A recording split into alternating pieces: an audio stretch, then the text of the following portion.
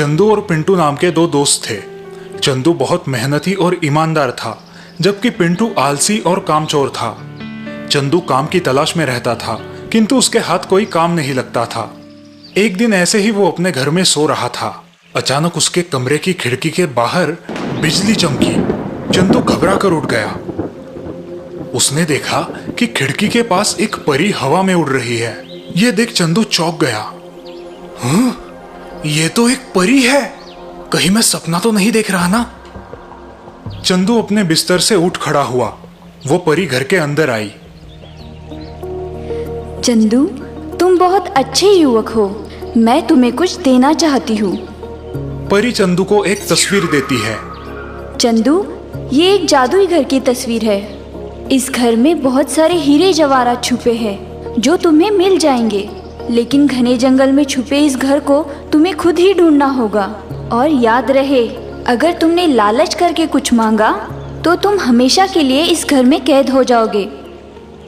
दूसरे दिन चंदू ने अपने दोस्त पिंटू को ये सारी कहानी बताई और उस तस्वीर को अपने साथ लेकर वे दोनों उस जादुई घर की तलाश में निकल पड़े। जंगल में उस जादुई घर को ढूंढते ढूंढते वो काफी दूर तक आ पहुंचे और आखिर में उन दोनों को वो जादुई घर मिल ही गया। तुम यही रुको, मैं अंदर जाकर देखता हूँ कि अंदर क्या है।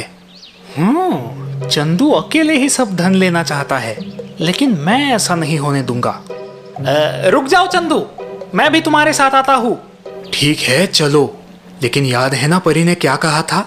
अगर लालच में आकर अपना हिस्सा लोगे तो हमेशा के लिए उस घर में कैद हो जाओगे, इसलिए जरा सोच संभल कर बर्ताव करना। वो दोनों उस जादुई घर के अंदर जाते हैं। जैसे ही वो घर के अंदर जाते हैं, घर का दरवाजा अंदर से अपने आप बंद हो जाता है। वो देखते हैं कि उस घर में बहुत सारा सोना, हीरे और जवाहरात रखे हुए हैं। परी के कहे अनुसार चंदू अपनी जरूरत के हिसाब से धन ले लेता है। वो पिंटू को भी अपना हिस्सा लेने की गुजारिश करता है, लेकिन इतने सारे हीरे जवाहरात देखकर पिंटू अपना लालच रोक नहीं पाता। चंदू, तुम एक काम करो, तुम अपना हिस्सा लेके बाहर जाओ, मैं बस तुम्हारे पीछे ही आता हूँ। देखो पिंटू, मैं तुम्हें फिर एक बार कहता हूँ, जितना जरूरी है बस उतना ही धन लेना, लालच की तो पछताओगे। अरे हाँ हाँ, तुम फिक्र मत करो, मैं सब देख लूंगा। अब जाओ, बाहर जाकर मेरा इंतजार करो, मैं अभी आया। जैसे ही चंदू बाहर आया, पिंटू पर उसका लालच हावी हो गया। वो उस घर में पड़ा सारा सोना, हीरे जवाहरात एक साथ इकट्ठे करने लगा। तभी अचानक उस घर में एक तेज रोशनी चमकी। उस घर का दरवाजा अंदर से बंद हो गया। वो सारा सोना, हीरे और जवाहरात एकदम से गायब हो गए और उन्हीं के साथ वो घर भी। चंदू बाहर खड़ा यह सब नजारा देख रहा था और उस घर के साथ साथ अपने दोस्त को भी गायब हुआ देख वो बड़ा ही निराश हो गया। वो जादुई घर और पिंटू दोनों कभी उस जगह वापस नहीं आए।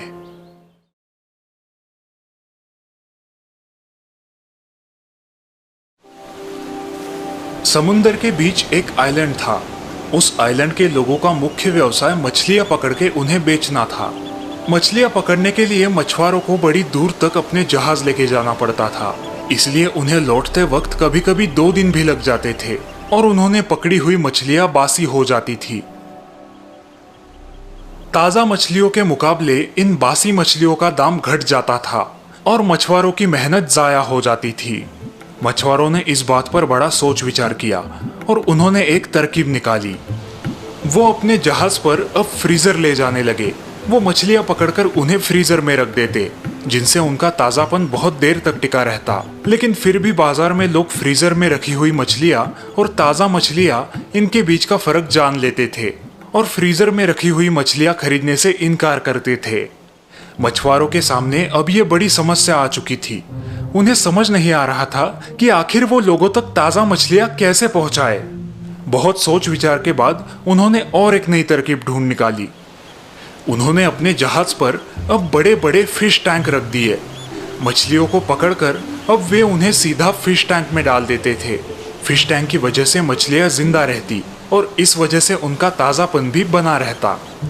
इस तरकीब से अब मछलियां बाजार में बड़ी तेजी से बिकने लगी, लेकिन कुछ दिनों के बाद ही उन मछलियों की बिक्री में भी गिरावट आने लगी। मछुआरे अब उलझन में पड़ गए। उन्हें यह बात समझ नहीं आ रही थी कि इन मछलियों की बिक्री में आखिर इतनी गिरावट क्यों आ रही है। उन्होंने इस बारे में अपने कुछ बड़े ग्राहकों से बात करनी चाहिए। ग्राहकों से बात करते ही एक बड़ी ही अजीब बात उनके सामने आई। ग्राहकों का मानना था कि मछलियों को फिश टैंक में रखने से वो बड़ी ठंडी हो जाती है।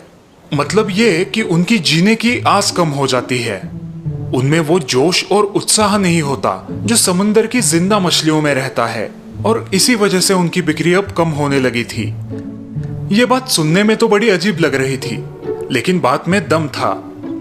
मछुआरों के सामने खड़ा हुआ यह सवाल किसी पहेली से कम न था। मछुआरे इस बात पर सोचकर हैरान हो चुके थे कि इस पहेली को कैसे सुलझाया जाए। किसी के भी पास इसका जवाब नहीं था।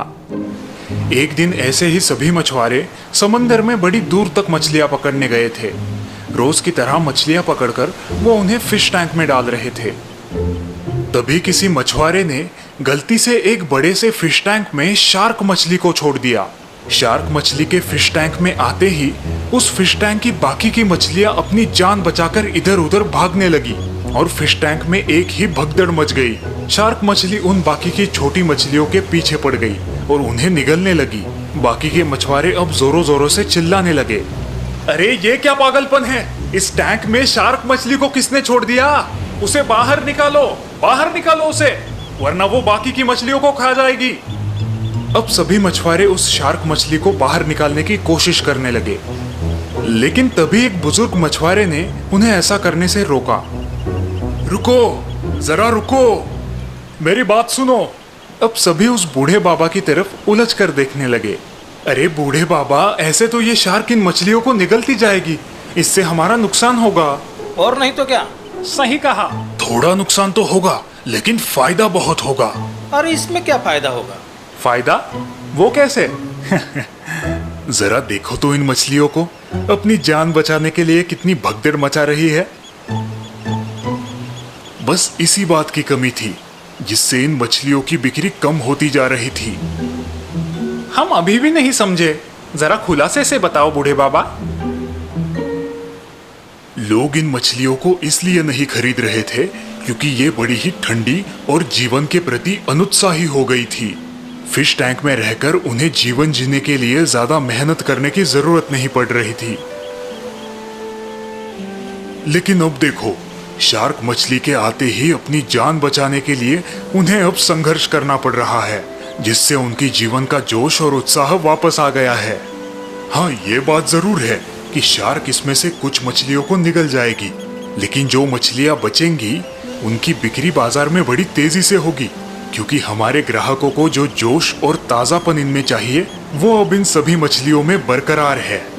बूढ़े बाबा की ये बात सच साबित हुई। बाजार में अब ये सारी मछलियां बड़ी तेजी से बिकने लगी। बूढ़े बाबा ने उस दिन जो भी कहा उसमें एक बड़ी ही गहरी सच्चाई छुपी हुई थी। जीवन में संघर्ष का होना बहुत जरूरी है, वरना जीवन ठंडा और फीका हो जाएगा।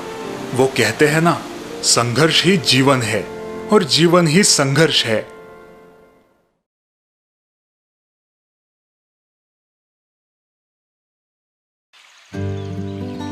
बंदरबाड़ी नाम का एक छोटा सा गांव था। गांव में ज्यादातर लोग किसान ही थे जो खेतीबाड़ी करके अपना गुजारा किया करते थे। गांव वैसे तो बड़ा ही शांत और सुंदर था और गांव के लोग भी अपना काम पूरी ईमानदारी के साथ किया करते थे। उस गांव में सिर्फ एक ही समस्या थी। गांव में बंदरों की टोलियां बहुत ही ज्यादा उद्यम मचाया करती थी। गांव वाले इन बंदरों से बड़े परेशान हो गए थे।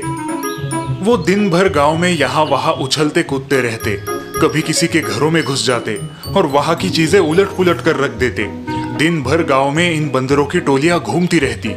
इतना ही नहीं, रात को भी ये बंदर चीखते चिल्लाते और घरों की छतों पर लंबी लंबी छलांगे लगाया करते। गांव वालों की तो नींद ही हराम हो गई थी। एक दिन उस गांव में एक सौदागर आया। यह सौदागर खुद को बंदरों का सौदागर कहा करता था। आते ही उसने गांव में एक ऐलान कर दिया, सुनिए गांव वालों, मैं एक सौदागर हूँ, बंदरों का सौदागर। मैं आप लोगों से एक सौदा करना चाहता हूँ। मुझे यकीन है कि यह सौदा आप सबके लिए फायदेमंद साबित होगा। कैसा सौदा भाई, जरा खुल के बताओ। हाँ, बताता हूँ जी। मैंने देखा है कि इस गांव में बंदरों ने बड़ा उद्यम मचाया है। इस बारे में मैं आपकी मदद कर सकता हूँ। नेकी और पूछ पूछ, हमें सौदा मंजूर है। अरे भाई, पहले उसकी पूरी बात तो सुन लो। बिल्कुल ठीक कहा आपने।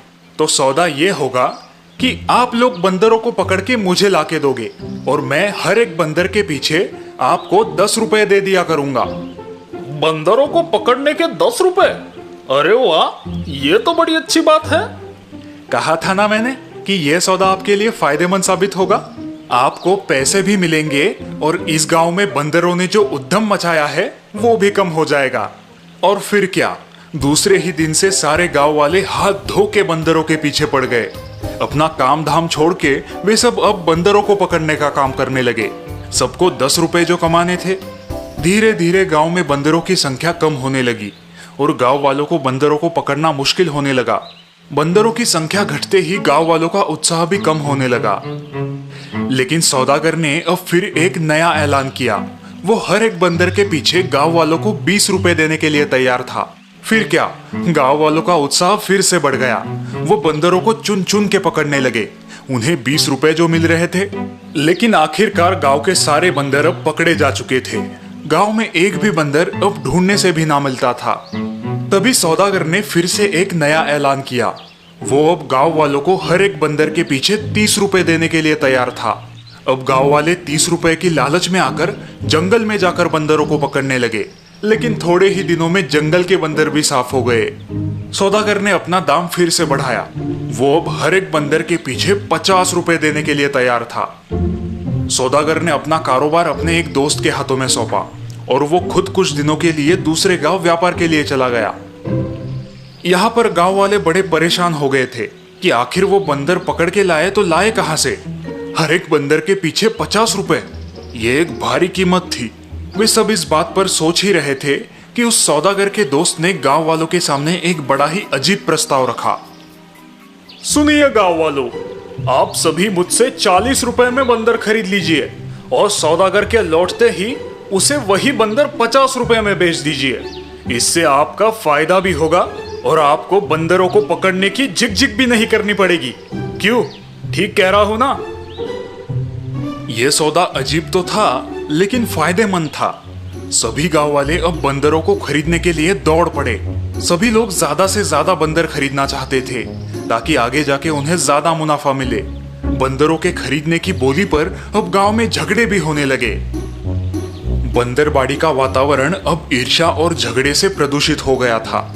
जल्द ही वो सारे बंदर लोगों ने खरीद लिए और वे सौदागर के लौटने का इंतजार करने लगे।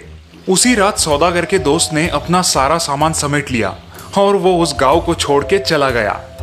उस दिन के बाद ना ही वो सौदागर उस गांव में लौट के आया और ना ही उसका वो दोस्त। गांव वालों को अपनी गलती का एहसास बड़ी देरी से हुआ। सौदागर और उसके दोस्त ने मिलके बंदरबाड़ी के गांव वालों को चूना लगाया था। उन दोनों ने बड़ी चालाकी से वही बंदर गांव वालों को बेच दिए थे जिनसे वे छुटकारा पाना चाहते थे। बंदरबाड़ी में अब लोग कम और बंदर ज्यादा दिखाई देते थे। आखिर यूं ही उस गांव का नाम बंदरबाड़ी थोड़ी ही ना पड़ा है। पता नहीं वो सौदागर और उसका दोस्त अब कहां पर है। बंदरबाड़ी के लोग उन्हें आज भी ढूंढ रहे हैं। कहीं आपको नजर आए तो बताइएगा जरूर।